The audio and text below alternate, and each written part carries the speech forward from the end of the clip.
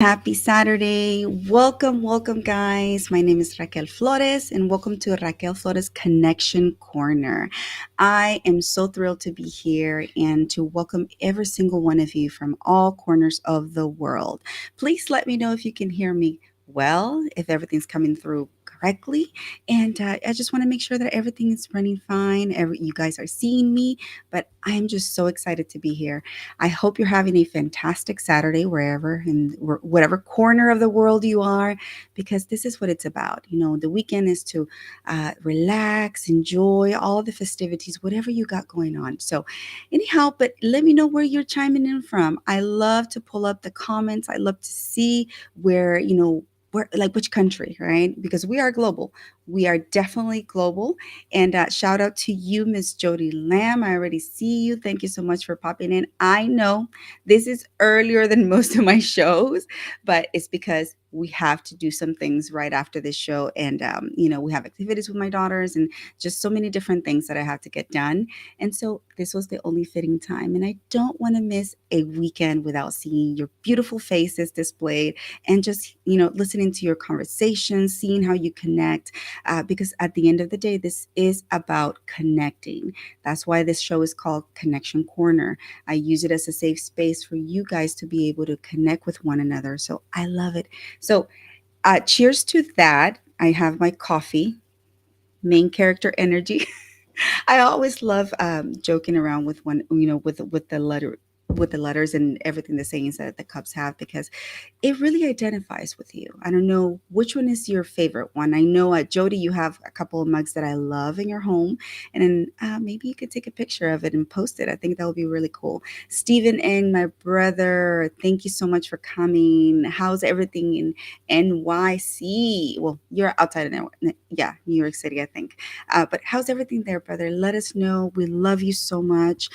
Kevin, hi, Mr. Mingle. You are in south of France. Welcome, welcome. I love when people start, just telling me where they're at. Time differences, so many different cultural differences, but I love it. Where at the end of the day, we are all one. So, a little bit about what's been going on with me, y'all. So, this week, it's been very intense. Actually, everything's been very intense since after Hispanic Heritage Month, filled with festivities, filled with so many projects, collaborations. After all, I am about collaborations and I love it. So, just wanted to let you know that, we are in the community. I want to give a quick shout out to an individual who made an amazing event happen this week. So I'm just going to show it to y'all. This is my friend Khalil Vincent with TechFest Live in here in Houston. And yesterday I had the honor and the pleasure of serving as a moderator for a panel. And my gosh, I will tell you, the panelists were just out of this world. Everything is, tech inclined, but it is how do we start bridging the gap in technology education for the underserved communities in the underserved population. So focusing more on the youth, but let me tell you, it was so inspirational, and I was just amazed. I was blown away at the people who attended. It was mostly geared for students, high school students, middle school students, but just the enormity of it. It was over 700 students who were there present at the Post Houston, which was the former postal office in Houston. So it's an old building, but they've renovated it. They made it so tech inclined. Like, it's so beautiful. I was so inspired. But me, like I said, it was for me, it was such a fulfilling experience because I was talking to high school students. And when I go back and think about it, when I was in high school, when I was in my own journey learning English and, acculturating to the US, I remember sometimes feeling alone, feeling like no one understood me, or feeling that I didn't have a route or a way to get to where I wanted to be. But in this case, this gave me a ray of hope, a ray of sunshine for those kids because they have a way. They find a way through STEM, right? Through science, through technology, through engineering, and through just everything that has to do with mathematics. Sometimes people believe that they don't have a route, and I will pick this. And I give a shout out to Rhiannon, which is huge. She was one of the panelists. She talks about girls, girls have interest in tech, they have interest in so many different things in mathematics, but there comes a point where they hit age 8 and 9 and that interest dies, or it just weakens. So what can we do in order to continue cultivating that in our youth, so that they see that there is a path?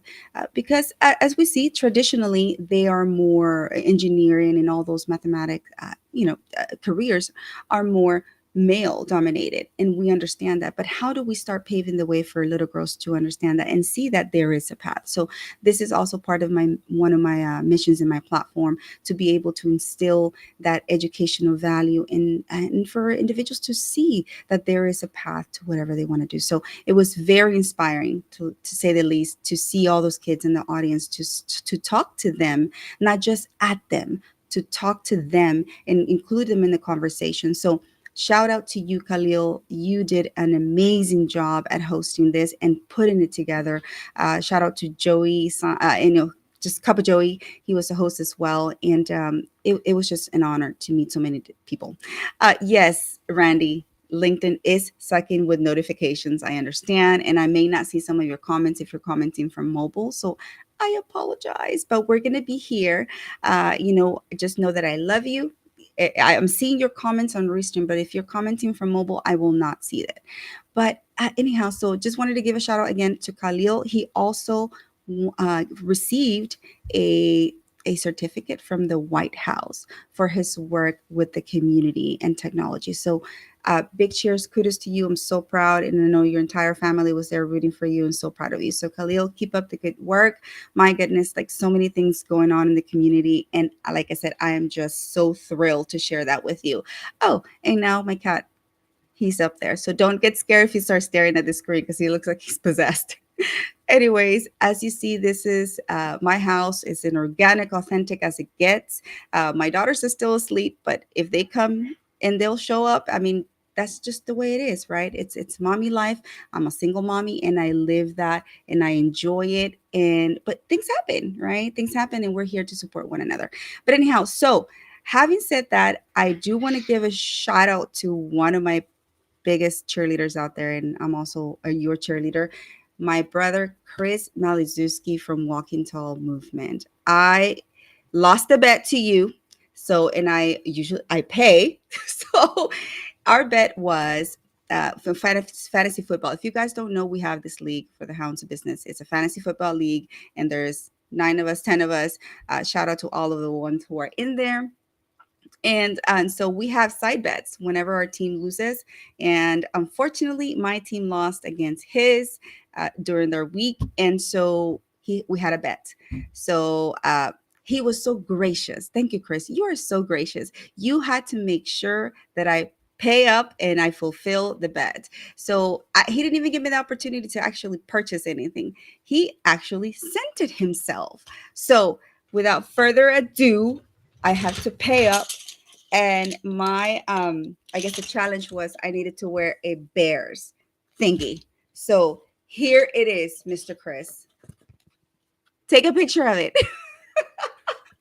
Go Bears. That's what you wanted me to say. So isn't this fancy? No, it is heavy. I don't know where you found this, Chris, but it's hilarious. So here it is. I am wearing it, as you can see. I don't think I'm gonna wear it for the duration of the show, but I'll have it right here with me. But take a picture of it, take a screenshot, whatever you need to do with it. But here you go. Go Bears. There you go. The things that I do for my friends. I mean, I'm telling you, this is funny. I already wore a Bama shirt for Mr. Mark Reed because I lost to him. And now this. I already lost to my tocaya Raquel Borras. Shout out to you, love. So I don't know what she's gonna have me do. But you know what? I'm a good loser. It's okay. I can take it. I can take the pain. I can take the heat, because it's all about camaraderie. It's all about, making those connections and building those connections. But enough about me. I want to make sure that you guys are in the comments connecting. Make sure you definitely connect with the people who are pulling up in the comments. You know why? Because those individuals are leaders. And if you don't know what I'm talking about, they're leaders of the hound. So before I bring my guest up, I want to shout out just a couple, sending love to everyone. Hounds of Business community. My goodness, guys. Mike Asherbrenner, thank you so much for everything. This week has been insane for all of us. So many projects, so many live streams. Like literally on one day, I think it's like during one day, I went on to 6 different live streams from the Hounds community. That's just to show you that we are a very active community. We're very busy and cross pollinating, cross collaborating, and just doing so many wonderful things at the same time. So I just wanted to say thank you so much for all the support. Thank you for everything that you do for me on a daily basis. Thank you for showing up for one another. Randy House, my OG, I love you. Thank you so much. My sister Nicola Galindo, mi hermana, I cannot wait to collaborate with you in this fantastic book about legacies, what legacy you're going to leave for your family. I mean, it's coming out in December, y'all, right? Just before the holidays. So it will be a good, stuffer. I think it would be fantastic. So I cannot wait to collaborate with you, love. Just people pulling up from all over the place. My gosh, I love you guys. Thank you, thank you, thank you. But without further ado, I will definitely like to bring my guest up because he's been waiting patiently in the background, and we just have so much to talk about in all the initiatives that he's doing. So, anyhow, without further ado, please help me welcome from the Outlier Project, Mr. Peter Schaller. Hello. Good morning. Good morning, Raquel. Good. Thanks for creating the space. Looks like you have an amazing community. Oh my goodness. When I tell you that it's one of the most rewarding communities, the Hounds of Business. And now for me to be a new member also of the Outlier Project. Thank you so much. Shout out Mr. Scott McGregor and everyone who's welcomed me. You are a key member of that. So, but tell us a little bit about you and what you do. Mhm. All right. So, yeah, the Outlier Project, actually, our connection comes through the Outlier Project, sort of unexpected. I had lunch with Chris in Chicago a couple of Mhm. weeks ago. I didn't even know he was going to be at that lunch, and now we are connected here in this great space on a chilly Saturday morning from Atlanta. So Mhm. I live and work in Nicaragua. I'm just on the road for a couple of weeks, meeting with some donors. We have a fairly large fundraising event in Atlanta tonight. We've had other events in Cincinnati, Wisconsin, and Rayo De Sol is a small faith-based community development organization working exclusively in Nicaragua. So we work in the Mhm. north central highlands in a region called Matagalpa. It's a coffee growing region. So anybody who likes coffee, it's a great Mm. place to visit. Cheers, my friend. Mhm. Yeah, I got coffee from our mountains with me right now. And we work with some of the most vulnerable communities really in the Western Hemisphere. Nicaragua has historically been one of the most challenged countries in the Western Hemisphere, for not say impoverished. There's different statistics that place different countries at different levels, but Nicaragua Mhm. has for decades been one of the countries with greatest needs in Latin America and the Caribbean, and that includes obviously North America. So we have Mhm. developed an integrated strategy for community development, which we really believe is creating a lasting impact. Yes, and I'm very familiar. Being in Central America and myself, I am very familiar Hmm. with what you're describing. El Salvador and Nicaragua have quite similarities, many similarities, to be honest with you, culturally Hmm. and also historically. And some are good, others are not that good or great, I should say. But we do share one thing: is the resilience, right? Our spirit Yes. to continue forward, to embrace progression, to embrace that idea of personal growth as a family unit too, because your Rayo del Sol focuses a lot on the family unit. Yeah, exactly. So, if any society is made up of communities, and communities are made up of families. It's the basic building block. And this is an issue we've been exploring. The organization we have today and the programs we have today are the product of many years of work in different places and in different communities. Personally, I've been working in nonprofits, working with folks living in poverty for nearly 30 years, and I tend to be highly critical of nonprofits because Mm. honestly there are a lot of organizations that don't spend money wisely. And glad that Andrew DeGood is with us this morning. He's a key outlier too. Yay! Yes. Um, and it's really important to to be good stewards, with the limited resources we have. It's not easy. The nonprofit sector is a difficult sector. We're dependent on external, sources of revenue Mm-hmm. always, permanently, Mm-hmm. and you really have to have something unique, uh, you know, Mm. a, a program design and demonstrated impact that is unique to so many other organizations that are competing for resources and competing for attention. And as a small organization, we're always at a little bit of a disadvantage uh, to be very visible. So having this Yes. space with you this morning with this amazing audience is so important to us because it really does help to improve our visibility. And I love that. And like I said, this is why we offer these type of spaces, because we understand that there are so many different efforts and initiatives out there that need support, that need attention.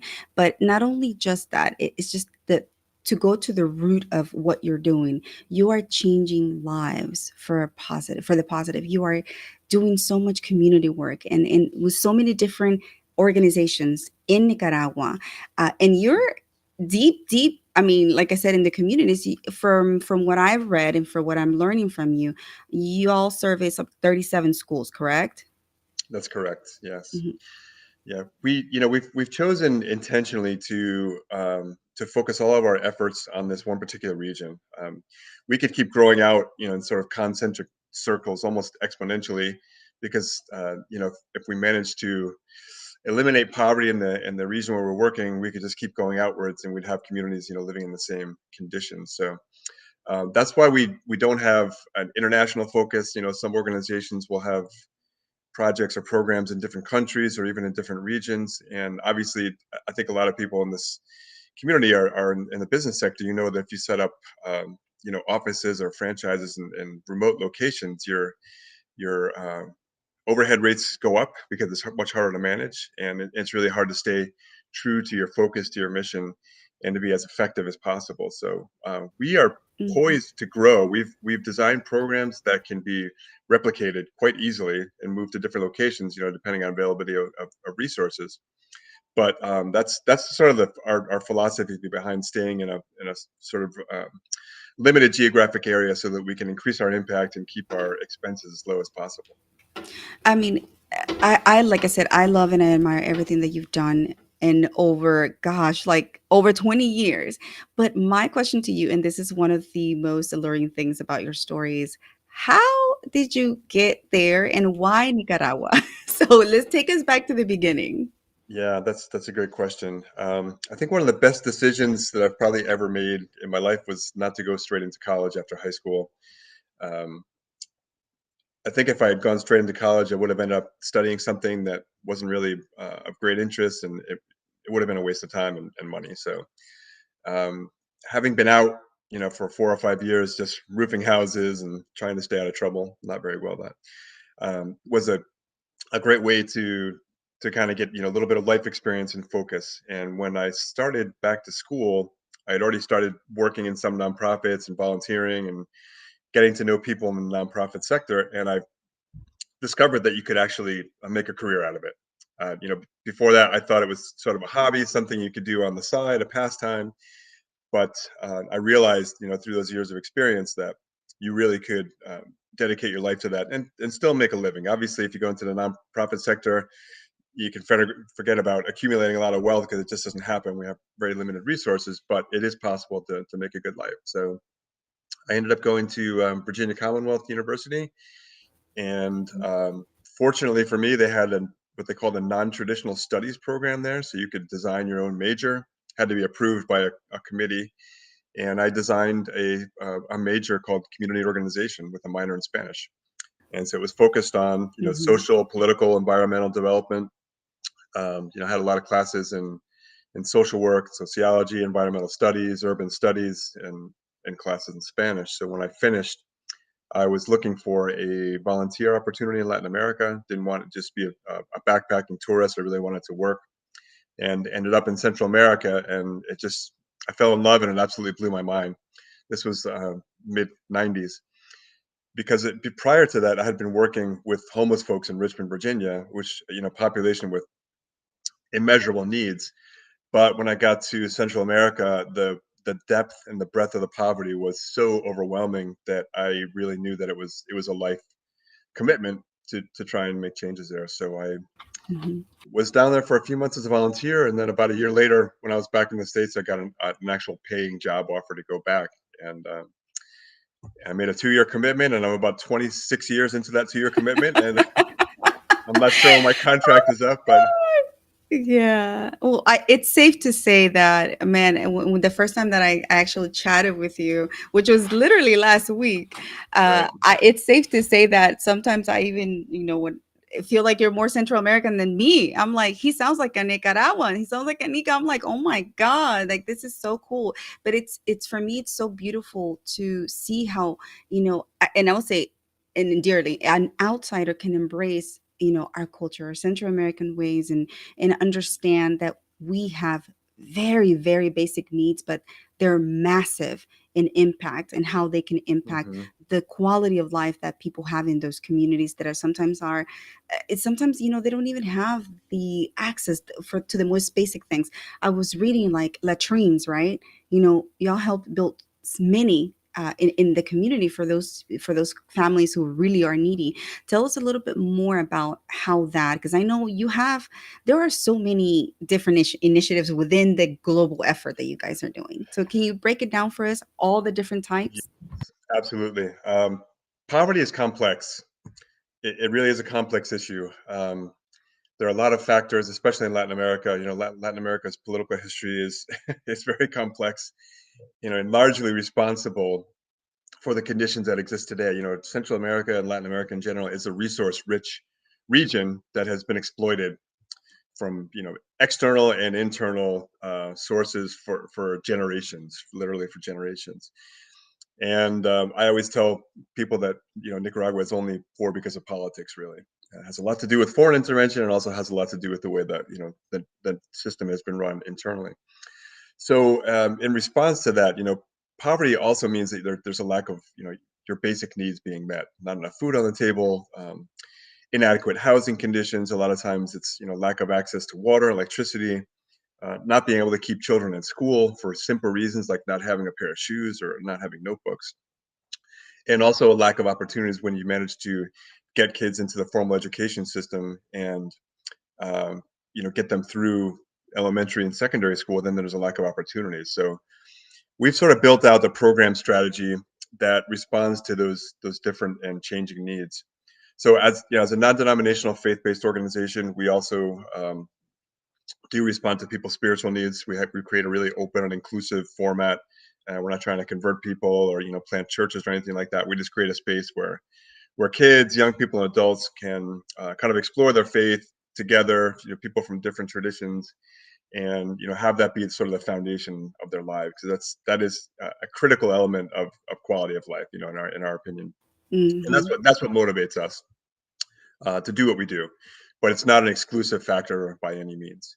And then what we really started doing in the beginning was working on an educational quality program, because there is a public education system in Nicaragua. It is free, but like in many developing countries, it lacks resources, both in terms of staffing and also materials. So we work in a partnership with the Nicaraguan Ministry of Education. We have a working agreement that allows us to work directly in the public school system. So it's a public-private partnership, to put it in sort of common terms.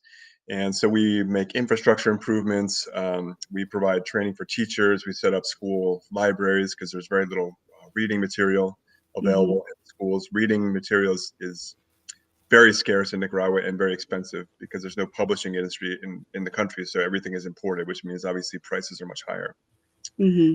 Reading comprehension is one of the most fundamental skills for any human being, no matter what you choose to do, whether you go into law or engineering or construction, whatever it is. Everybody needs to have critical, thinking and Hmm. reading Hmm. skills. Hmm. So that's a key element.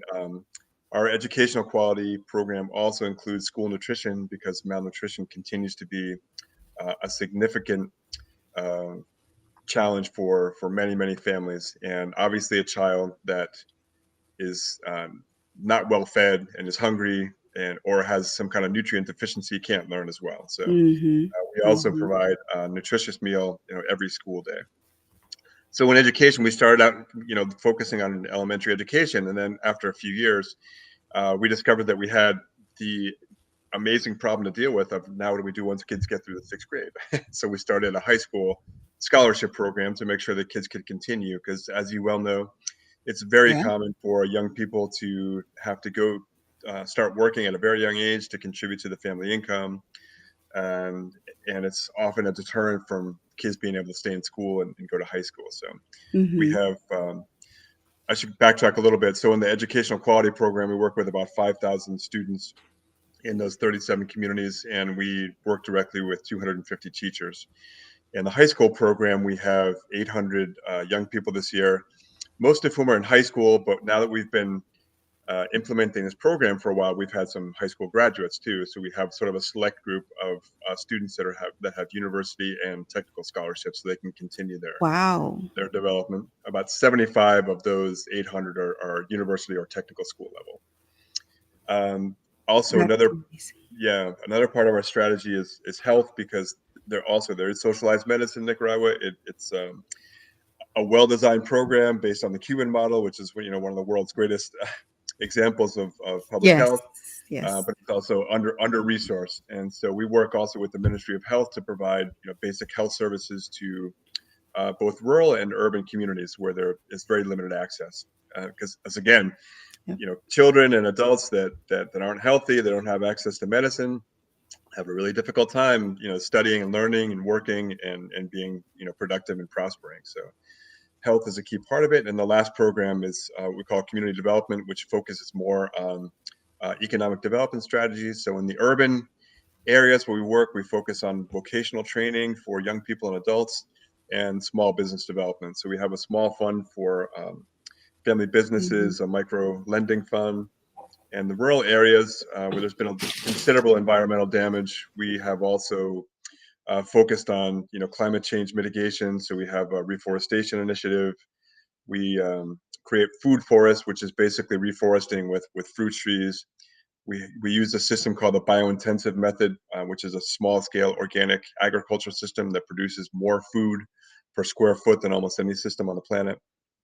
The latrines, which you mentioned, we also have what's called a rain harvesting system in communities where there's limited access to water. So because it's cost prohibitive to drill a well in many areas in the mountains, we designed a system. I should say we looked at a lot of systems and created our own design. So it's not an original idea. Lots of people in the world do it.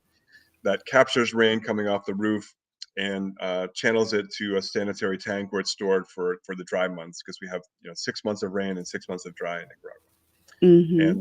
And we also have a fuel efficient stove model, which has great health benefits because smoke inhalation in the home is one of the greatest health risks in developing countries. Uh, Yes. Primarily for women who are breathing smoke in every day, but also for children. Carbon monoxide can actually cause learning disabilities in children, from 0 to 6 years. So, getting smoke out of the home and reducing firewood consumption is also, a key element of keeping families healthy, and helping them out Mm-hmm. economically. So that was a long answer, but that's sort of in a nutshell what we do. No, I mean, I love it in a nutshell. Yeah, I know, right? It's like you're being Superman over there for these communities you're rallying, but I know that it's not just you. I mean, there's countless volunteers, so many people who donate, sponsors. It's a global effort, and like I said, sometimes, I wonder what people would think really. I mean, is there really a need? Is there really a need? I look back and I think of my childhood growing up in El Salvador. Hmm. And for me, it's like, yeah, there's always a need. Even when I went back to El Salvador to see how things were 20 plus years later, there's still a need. Everything is not right. Everything is not okay. When I was growing up, I can see myself in one of those the children, in the children in Nicaragua. I can see myself. That was who I was. Grew up very poor, no electricity. When we used to live out in el campo, right, and the farmlands and outskirts of the city or way out there, and we didn't have a latrine, we didn't have this, so we didn't have the basic needs sometimes met, but we made it. right? We found a way to make it. But what lacks a lot of out there is education. And this is what I see, that more than anything, fundamentally, Rayo De Sol is really trying to, help the communities become more educated so that they understand that there are dangers, such as the smoking inhalation. I would have never thought that, right? I saw my grandmother cooking indoors, Hmm. cooking with the stove. And well, you didn't think anything of it. You're sitting right next to her, waiting for the food to be done or waiting for the coffee to heat up, and you don't think anything as a child. You think everything is fine, but you're right. There are dangers, and this is what we're really trying to do nowadays. So, how large is the need? And is it a continuous need, or is it just something like, oh, in a couple of years we'll be fine? They're going to be self sufficient. Like, no, it's a recurring thing, correct? Yeah, the need is significant. Like I said earlier, we could keep expanding outwards, which we hope to do, and keep adding in communities with the same needs as the communities we're working with today. So a couple things have happened. Nicaragua, as I mentioned, if you look at, you can do a brief, internet search on Nicaragua's history, and you'll see that the politics have really held the country back, and a lot of foreign intervention. I'll leave that political question for everybody's personal analysis without getting too deeply into it. Although it's no secret that U.S. foreign policy has played a heavy hand in Latin American politics. Going back more than 100 years. The U.S. Marines landed in Nicaragua for the first time in the 1890s. Just to give you an idea, which is also why it's a baseball country, right? Um, Yes, yes. Mhm. so, politics aside, the current situation was sort of worsening. Things were looking up for several years. We saw an increase in tourism. Nicaragua was getting a lot of attention in international tourist magazines as a much lower budget destination with all the same natural beauty as places like Costa Rica. So things were looking good. It was attracting foreign investment, and all of a sudden in 2018, there was a political conflict. There was sort of a, let's call it, a failed coup attempt against the government, and there was a lot of violence for several months. It was really one step away from a civil war, and uh, because of that, almost everything just came to a halt. Tourism was basically, down to zero. The U.S. State Department travel advisory went up to level 3, which basically says don't go there unless it's an absolute emergency. Mhm. It can be shot on the street. And then obviously right after that, COVID hit. So flights were canceled, and since that time, so in the past 5 years, we have seen things actually, going backwards. We've seen poverty levels increasing. We have seen, worsening social conditions. The government, in their defense, is doing a good job of responding to a lot of needs, but obviously, they can't do it alone. That's why we partner with them. And Mhm. because of this, Mhm. we've also seen an increase in migration. So immigration, no matter what side of the political aisle you sit on, is a controversial issue. I won't get into the politics of it. What I can say though is that we see, immigration from the other side of the lens. So what we see on our end is, families being divided. Parents often having to leave children with relatives, or older siblings raising younger siblings. We've seen, a lot of really critical situations for children and young people whose families are split up, and that's sort of the aftermath. So, Mhm. our position is we want people to stay where they are, and you well know that most families would really prefer not to have to leave the country, not to take the risk, not to go into debt to be able to Yep. pay, a coyote to get to the border, but to stay in their community with their families. And so we are really working to create those opportunities to make that possible. I love that you said that, Peter. You know why? Because exactly that is exactly my family story, and it's so many, countless, thousands of families too. We would have preferred to stay in El Salvador. My parents would have preferred to stay in El Salvador. They had, a business running there, but because of the civil Hmm. war and just the pressures of not being able to make money and to survive, right? They're like, okay, we got to go. So being torn apart from my parents for 7 years, 7 years. And like I Hmm. said, they had to leave us with my grandmother. So I grew up with my grandmother. I don't remember my parents being there. I just know I used to talk to them on the phone, but that's not the most conducive environment for a child, right? And we definitely want the family unit to remain together. So I'm glad that you brought that point up because it does affect how children develop, and the entire environment, the ecosystem and the nurturing system that they have. So that's a very key important point. I do wanted to share a couple of guys. I left the QR code there for the foundation, for the organizations, I'm sorry, Rayo De Sol. And this is one of the beautiful things that I want you guys to understand. Like, yes, there's gazillions of different organizations out there, nonprofits, but this one hits home for me just because it really resonates with my story and seeing myself in those children. So I wanted to share a couple of pretty much like just pictures. I think I told you that I was going to do this, but I just wanted to make Hmm. sure that you knew. And so you can talk a little bit about them as we go through it. So tell us a little bit about this, because I love reading. And the fact that I see a Hmm. child with a book in their hands, and I'm just like, yes, let's go. Yes, absolutely. Like I said a few minutes ago, reading is such a critical life skill. We see kids that sometimes get stuck in the education system because they didn't learn adequate reading comprehension skills. And so the more that kids have access to reading materials, we want to start by making reading fun and enjoyable for kids, because that's how you develop a love of reading. And I was fortunate to grow up in a house in suburban Connecticut where we had books in the house, and my dad read bedtime stories to me. But that's not the norm around the world. And we want kids to have access to reading materials and to develop that love of reading, because as they read, their vocabulary gets better, their grammar gets better, their understanding of the world gets better. So we started out creating school libraries and working with children in what we call reading clubs.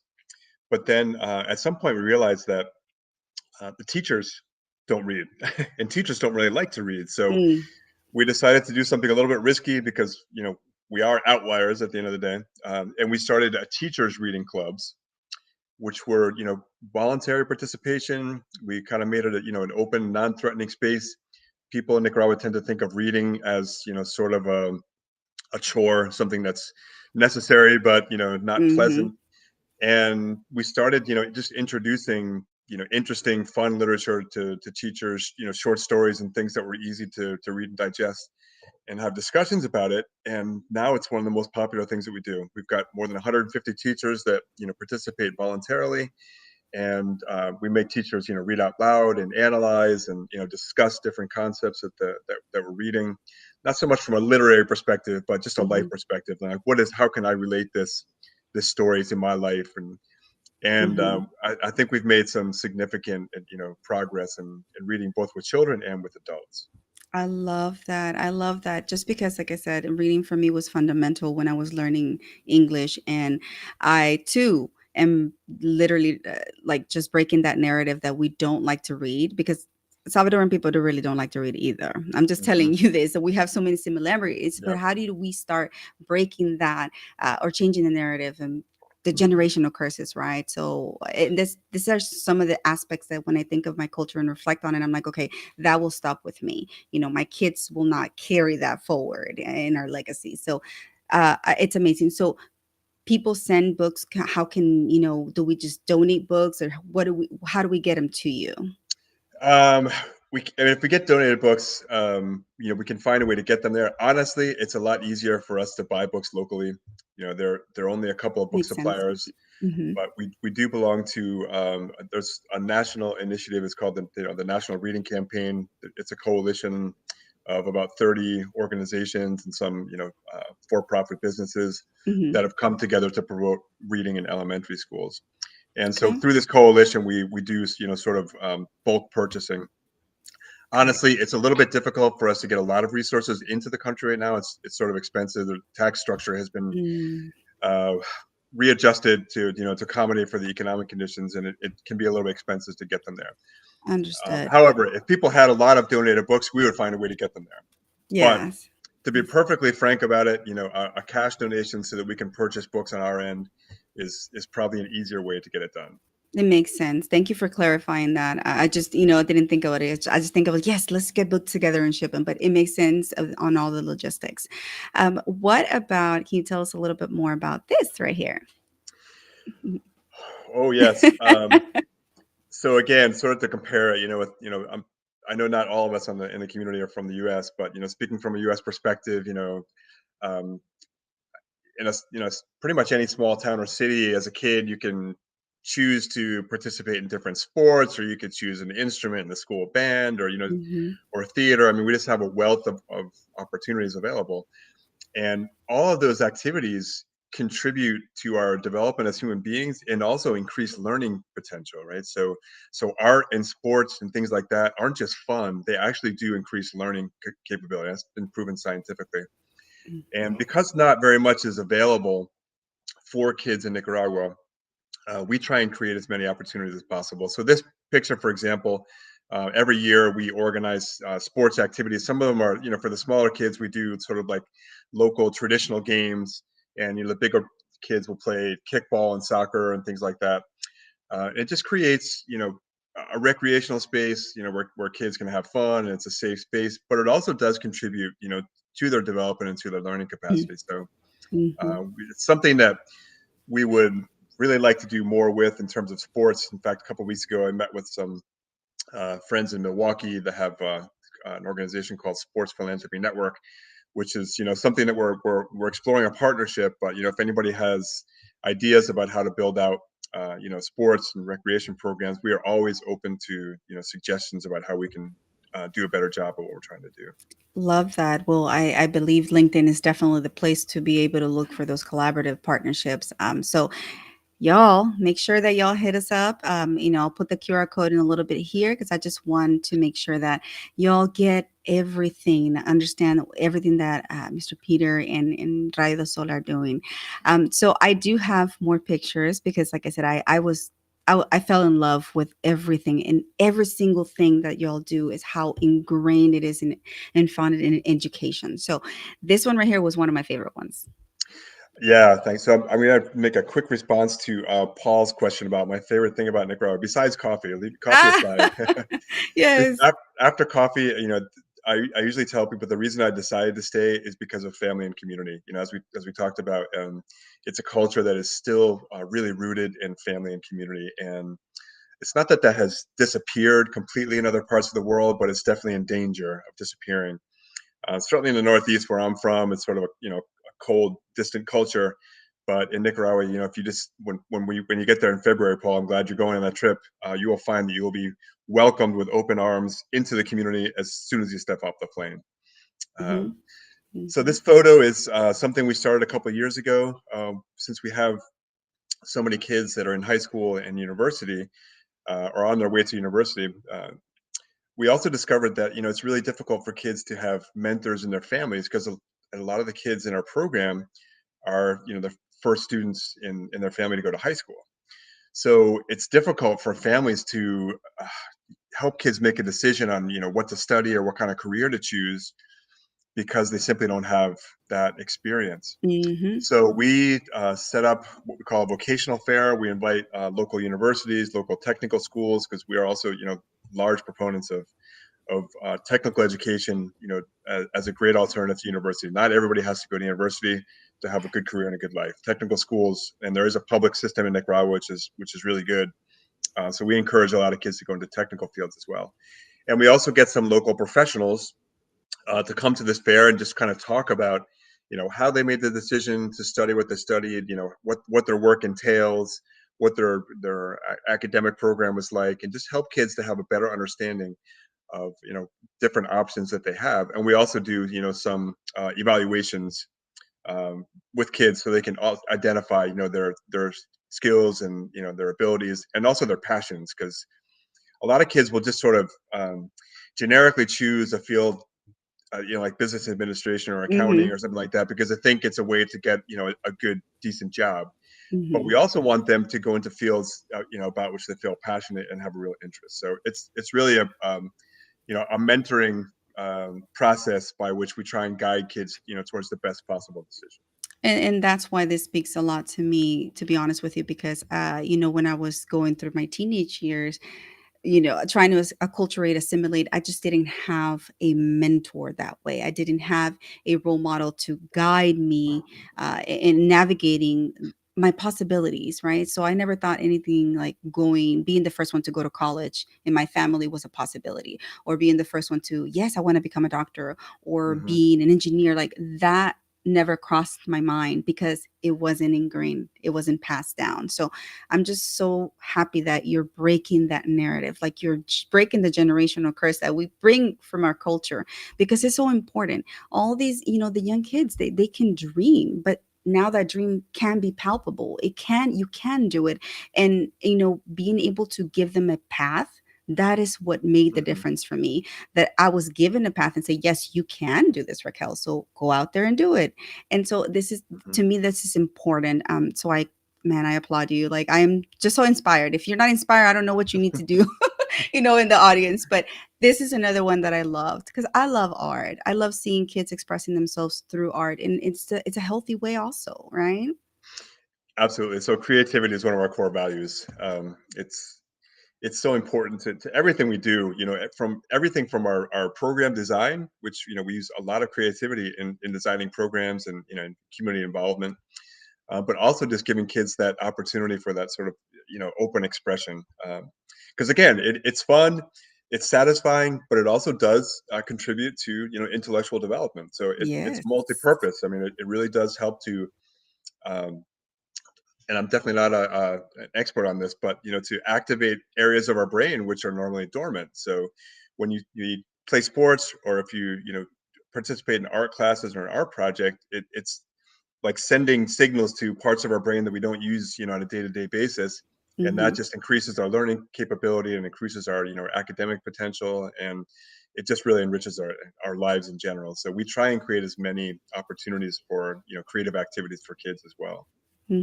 I love it. But it's not just for kids. And this is the part that got me. I was like, wait, wait, wait. What is this? I mean, you have the small business owners, right? But I love the fact that you also appeal to the adults and the moms, right? And the fathers. But tell me a little bit about this one. Small business. Mhm. Yeah, now you're hitting on my the favorite part of what we do. Obviously, we all have our passions too, and this is mine in particular. This is an area where I personally and professionally have sort of focused more attention. So, like I said at the beginning, poverty is complex, and education obviously is a pillar to reducing or eliminating poverty, but it's a medium to long term proposition. So if we're thinking about improving education for children today, let's say starting with preschool, elementary school, you're talking about 15 to 20 years before that actually starts to show an impact, right? It's a long term process. And when families are living in abject poverty and don't have their basic needs met, you really can't wait 15 years, to create results. So we work with also another public agency. It's a great um, ministry that was created by the government probably about 10 years ago. It's called the Ministry of Family Economy. They partner with us to provide a lot of training. We also do training on our own to work with parents of all ages and all education levels, because a lot of the parents that we work with have no formal education, or at best a third or fourth grade education, and we make things accessible. So we provide, entrepreneurship training. We implement vocational courses because that's something that's also difficult to get access to. And then we have a Mm-hmm. fund for seed capital to start small family businesses. So the simple reason is that there isn't a lot of formal employment available, in the Nicaraguan economy. And so sometimes you just have to start a business, in your home with your family in order to generate income. It's not like you can Mm-hmm. just get training, get educated, and then go apply for a job, because there just aren't that many jobs available. So Mm-hmm. not Mm-hmm. everybody is an entrepreneur by nature, but we have seen really positive results in the small businesses. We have several small bakeries that we started. We have a carpentry shop. We have women that sew, either make clothing or do a lot of Yep. like clothing repairs at home. We have other families that do different types of food preparation. We have some small farmers, that are trying to expand from growing just basic crops like beans and corn to growing higher end vegetables, things that have a higher market value. So we have really a diversity. Most of our microcredit clients are women. We don't limit it to women, but we also work with a local partner called Convoy of Hope. They have a women's empowerment initiative. So we work with a group of women that get a series of training sessions, and then also get seed capital to start a business on the other side. So I love that. it's a way to create a sort of an immediate response to the critical situation while we're improving education and improving opportunities. Absolutely. And like I said, that is one of the things that speaks to me, Peter, because for me, Latinas are in my heart, and anything that I can do to empower women or young Latinas to, explore the creativity and actually do something about it, it inspires me. So I'm so happy to see that you are focusing on moms, that, the initiative is focusing on just exploring and giving the moms a sense of like, hey, I can be creative. I don't have to be just a housewife and tend to the kids. Like I can actually explore and do hobbies, and maybe that hobby will turn into a side hustle. That hustle may turn into a business, a small business, and that business can be, scaled. So I love that. Mm. Yeah, Yeah, and so I didn't know what pictures to choose because you have yeah. so many beautiful things and so many projects, but this one really caught my eye because it's you work with other local, right? That they provide organic products. Like I love that, or fortified soy. Like I would have never thought of that in El Salvador. Like fortified what? We don't know these things. Yeah, so this is connected to the school nutrition program. Obviously, kids need to have good nutrition, and when children are malnourished, it's a combination of things. It could be a lack of calories, and it can also be a nutrient deficient like calcium deficiency, vitamin A, iron. Those are some of the most common because there's not a lot of diversity in their diet. So having these products like the fortified soy products is sort of it's a little bit controversial because we are bringing in external resources, and I would love to buy everything locally, but we couldn't afford to provide all the calories that we get donated through these products. So Mm. it is a way to ensure that children get enough calories and enough nutrients in their meals, and we supplement it, as you can see in the picture, with local produce. So we do buy, in addition to the fortified products we get donated, we buy local produce, local dairy products from a network of local farmers to the degree possible. That's something we're building out. We still have to buy some things in the market just because of the volume, the sheer volume of the Hmm. purchase which we make. But we have been working with a network of about 20 local farmers who grow things like squash, onions, tomatoes, peppers, carrots, potatoes, and we purchase as much as we can directly, and then we work training moms on how to prepare meals that are nutritious and balanced, because I'm sure, as you know, that it's not very common for families to consume a lot of vegetables. I mean, we No, live in it's not. the Yeah. perfect climate to grow vegetables, And we but don't. yeah, people don't typically consume a lot of, especially leafy vegetables and things like that. So we Mhm. find ways to incorporate more nutrient dense vegetables into the school diet, so that children can get accustomed to eating them, and also the moms know different ways to prepare them. I love it. I love it. Yeah, this one definitely caught my eye because I was like, "Oh my gosh, look at that!" They're really diversifying what's out there, and teaching them how to actually incorporate it into their daily habits and cooking. So it embodies so many different aspects of our fundamental education at home. So I love that. Like I said, I just fell in love with everything, and I'm just like, I don't know what to choose, but this one also is so important to me. Yes, so this is also getting tied into my personal passions.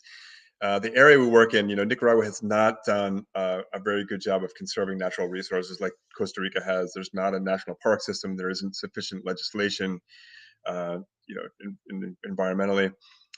There's a lot of forest loss. So in the mountains where we work, expansion of the agricultural frontiers and small scale livestock and also firewood have probably caused about a 60 to 70% forest loss. So every year we work with rural communities. We work with more than 200 families to plant trees. We distribute at least 5,000 trees a year, and most of those are fruit trees. So that also it has to be a balance. I mean, we need to restore forests with local hardwood species as well. We need to make sure that we're also restoring biodiversity. But by creating what we call food forests with fruit trees, we're also creating a source of food and or income. In a best case scenario, both for families that participate. So Hmm. we've got a 6 month window of rain. So we usually do distributions of trees. We just finished the second one right now, because we're at the tail end of the rainy season. And this year, I think we've distributed about 7,000 trees. Amazing. Oh my gosh. I mean, I'm telling you, like, I'm so excited sitting here on this side of the world and knowing that all these things are going to happen. Like, I want to volunteer, I want to go and do things to help out. And I know that volunteers are crucial in these initiatives. I know that many of the from the Outlier program and or project, sorry, they are going on a trip from what Andrew is saying. So tell us a little bit about that too. I'm so excited. Yeah, it's we're so excited for that trip, and I know that Paul and Andrew, at least, that are on here right now, are signed up for that trip. Yeah. It's a great opportunity for a lot of different reasons. In the first part, it's an opportunity for people to just be there and get to know. I think the most important thing, rather than actually getting things done, is to just get to know people, talk to people. We always have translators on hand, so language is never a barrier. We never want people to feel like just because they don't speak Spanish they can't go. We always make sure that we have that covered. So the first part of it is relational. Just understanding more about visiting families, visiting their homes. Seeing what their challenges are, and really being able to respond. To those needs. And it's also a great way. We use a lot of these volunteer trips to get a lot of projects done that are sort of off budget. So we would love to have a lot more money for things like school infrastructure, but sometimes we just can't cover it all. So every group that comes down, like the Outlier Project in February, Yes. we choose a small project. Everybody contributes. Some groups will do a fundraising effort. Some groups will just build in a contribution into the trip cost, Hmm. and we finance small initiatives like this group. That came, the guy that's out front there, he was a great Yes. volunteer. He came from Atlanta with his family. There were a couple families that came down, and we worked on building a school kitchen with this group. These families Oh my raised funds to cover God. the costs. They worked in the community, worked with the kids, worked with a week long. And at the end of the week, with community participation, we had a brand new kitchen built for a school where before that they didn't have, a sanitary place to prepare school meals. So we're always open. Wow. The Outlier trip is coming together. We've got a few other groups on the calendar for next year, but we are always open to folks coming down and visiting. Just getting to know firsthand. It's also a beautiful country. We always include at least one day of visiting some tourist destinations. So it's funny. I meant to mention this at the beginning, but Nicaragua, like a lot of developing countries, is kind of funny in the sense that you can go to places in Nicaragua where there's basically modern conditions available, like a shopping mall, restaurants, or whatever, and feel like maybe you're in some part of Miami. Maybe not that developed, Really? but there's in the cities, for example, there are there's more infrastructure and more services available. But if you go to the outskirts of the city, or certainly out in the rural areas, you will find that people are basically living like they did, in the 19th century. So Hmm. unfortunately, Hmm. even though there's progress and development for certain sectors of the population, the great majority are sort of left out in that process, and which is why we focus probably more attention on the rural areas, but we also work in some urban neighborhoods that are sort of on the outskirts of the cities. Like in all developing countries, there's always pressure from people migrating from rural communities to the city, think they're going to find a better life. So Hmm. Hmm. that's And that's and how we that's what choose our. usually happens, the young people really start leaving those communities, so that just leaves those communities in even more of shambles because they don't have an influx of resources, right? Yes. So, oh my gosh, like, let me tell you guys, please scan the code. Oh, I'm just like, this is amazing. It's such an amazing opportunity for us to get involved. I know there's gazillions of them, but this one, like I said, it really hits my heart because it hits on so many aspects: community, right? Family, education, creativity. All those things are so important to me that it just resonates. And I applaud and commend you, and I admire you for everything that you're doing in shaping communities, in helping one family at a time. So, There was one little thing that I wanted to do, y'all, because if y'all don't know, Mr. Peter is fluent in Spanish. So quería hacer esa conversación, que hablaras en español un poquito, que me dijeras cuál es tu visión para el país, cuál es tu visión para esas comunidades, porque creo que es algo muy importante de hablar. Bueno, nosotros tenemos que tener una visión, ¿verdad? Porque trabajar en desarrollo significa que tiene que crear una imagen de la sociedad, de la comunidad que queremos ver en 10 o 20 años.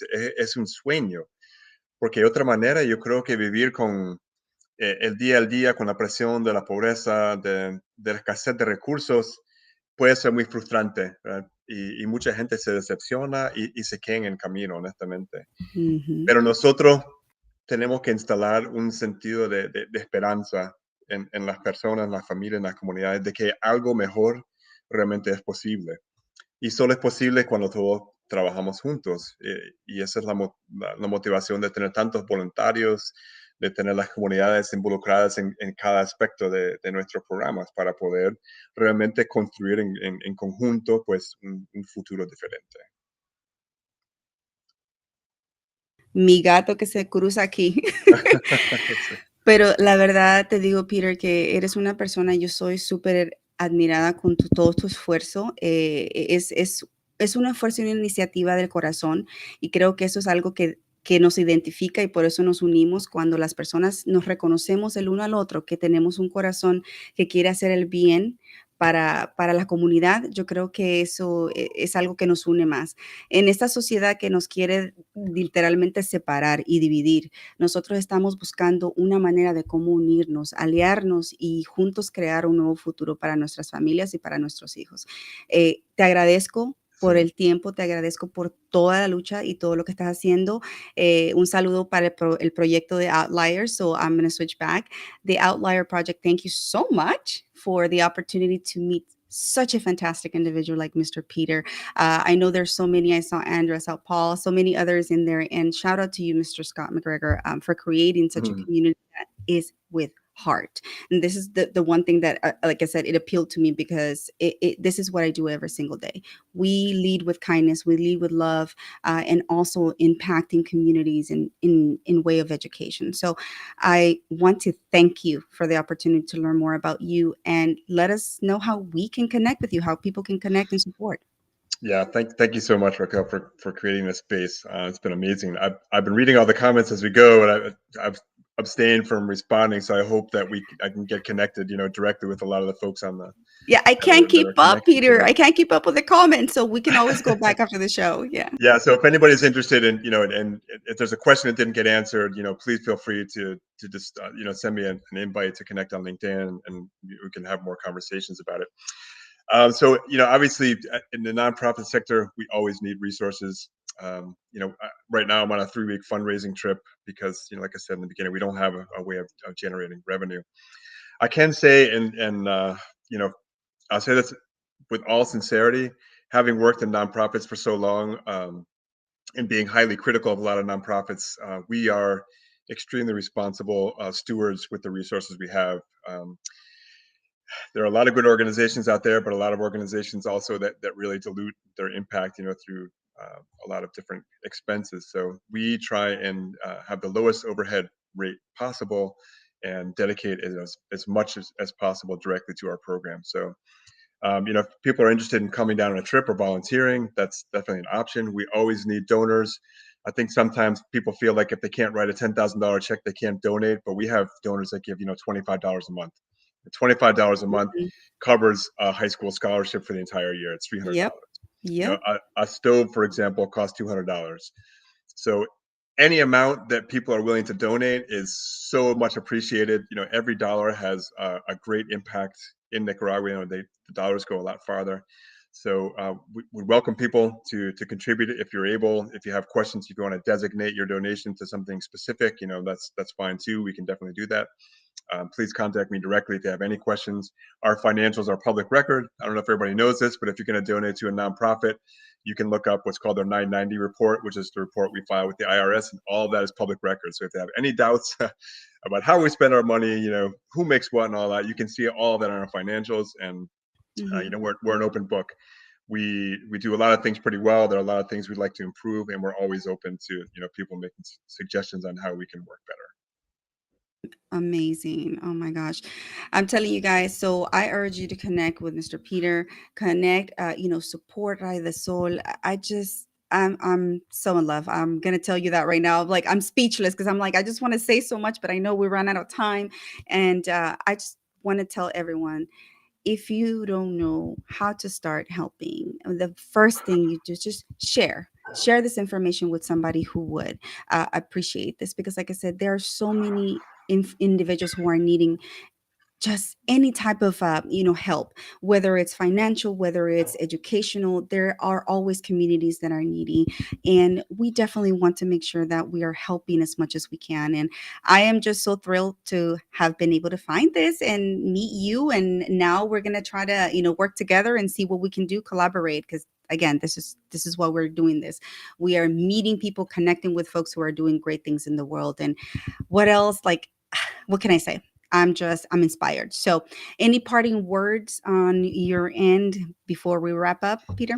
I'm just so appreciative, you first for making the space available, and also to everybody that's taking time out on a Saturday morning to tune in and to listen to the situation. Nicaragua, it's just not a particularly important country in the way we're living in today in a world on fire. I mean, there are crises everywhere we look.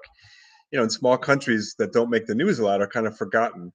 And so one of my favorite poets is Gary Snyder, if anybody's familiar, but he has a phrase that I think of, I think at least 3 times a day, every day of my life. He said, find your place on the planet, dig in and take responsibility from there. So, the place that Oh, I found on the planet is Nicaragua, and I've just decided to dig in and take responsibility to the degree possible. And if anybody is interested in becoming involved, you'd be very much welcome. I mean, we're just really concerned about growing our network and meeting more people and just increasing our impact. So thank you so much for this space today. oh my gosh. Okay, well, you got me. I'm gonna be there with you, walking along with you, walking All tall. right. Shout out, walking tall movement, and Chris Malazewski. Like I said, gosh, I'm lost of words, because I'm so in love with everything that you're doing. So thank you so much to everyone in the comments. I hope that you guys connected. I hope that you guys support. If you can, go ahead and share it. That is literally, you're doing this communities. Just think about all the communities and the kids. The kids are our future. The youth is it's literally what we're dependent upon to make sure that when we go old, we're going to be taken care of, I believe. So thank you, Yes. everyone. I love you. Just make sure that you tune in next week, next Saturday. We're going to have another fantastic show. You don't want to miss it. I just thank you, everyone. And if you want to find out more, make sure that you connect with me, with Peter, with anyone else in the comment to find out more about Rayo de Sol. Los quiero mucho y nos vemos hasta la próxima, ¿ok? Ciao. Thank you. Thanks for joining us, and I hope our chat inspired you to make a new connection. Please like and subscribe, and let's build a great community in our little corner where we get serious business done by injecting fun. Thanks for tuning in, and until next time, come back to Raquel's Connection Corner.